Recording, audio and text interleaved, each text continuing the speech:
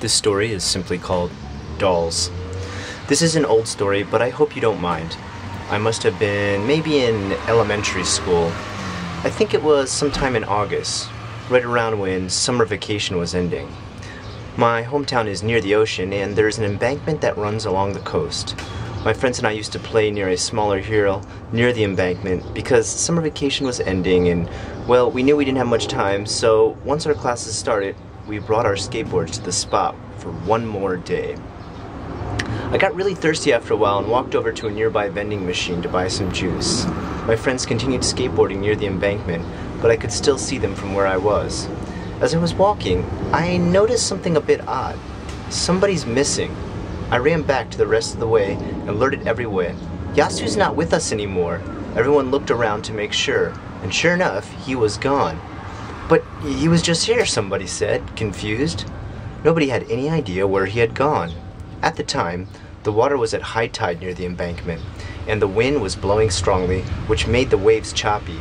If he fell into the water, he'd be in serious trouble. Scared that he might be hurt, we all began searching for him in earnest. At the bottom of the hill stood grass and weeds that in some places was taller than we were.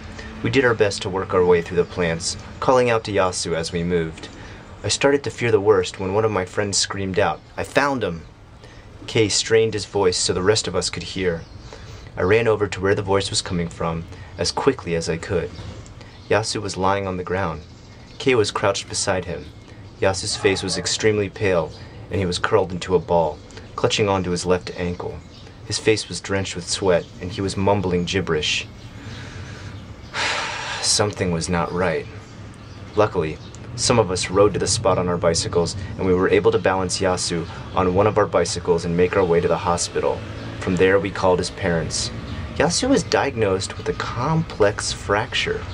While that isn't strange in itself, the crack went up vertically through the bone and had a strange trail. After his parents arrived, they thanked us profusely, and we left shortly after. The Sunday after classes started, my friends, excluding Yasu, and I returned to the spot where we found him in the grass. We were looking for something, but we weren't really sure what it was. Why had Yasu collapsed right there? How did he break his bone in such a weird way? We felt almost like detectives as we slowly worked our way through the grass. We looked around for a while without finding a single clue. My friends slowly started to grow tired of searching and began skateboarding nearby. I stayed behind a little longer, but I also began to give up hope. That's when I finally noticed something. It was strange and out of the ordinary. A patch of land near where Yasu had fallen. Unlike its surroundings, this spot didn't have anything growing from it. I slowly made my way closer and found what appeared to be a mountain of just plain blackness, as if something had been burnt there. Something that smelled like charred rubber wafted through the air. I got closer and saw something. It made my hair stand on end. Dolls. The mountain was made of dolls. They looked like Kyoto dolls, with their almond-shaped eyes and small lips, but they were scorched. There had to be 50, no, more than that, 100. My eyes stopped on a single doll that had fallen onto the ground, surrounding the mound. To my horror, its left ankle was burnt so badly that its foot fell off. I was so scared of what I saw, I didn't even tell my friends about it. I just told them I really wanted to get home and convinced everyone to leave. When I got home, I tried telling my parents about the dolls. At first, they obviously didn't believe me. They smiled and nodded, humoring me and patronizing me the way parents do. But as soon as the word doll came out of my mouth, their expressions changed. They turned to grave expressions, before they finally told me something that I wasn't expecting to hear. A long time ago, my hometown was covered in water. It was part of the ocean. The land was reclaimed and built upon, but in the process, several people died. In order to honor those that died, a doll was offered at the shrine. This happened every single time somebody died. However, nobody visited the shrine anymore, and it was in decay. The shrine was located near where my friends and I would skateboard. I don't know who burned the dolls. I've tried asking Yasu if anything happened when he was there, but he just clams up and refuses to speak about it. It's been a long time since all of this happened, but I still hate dolls. Just seeing one is enough to give me flashbacks.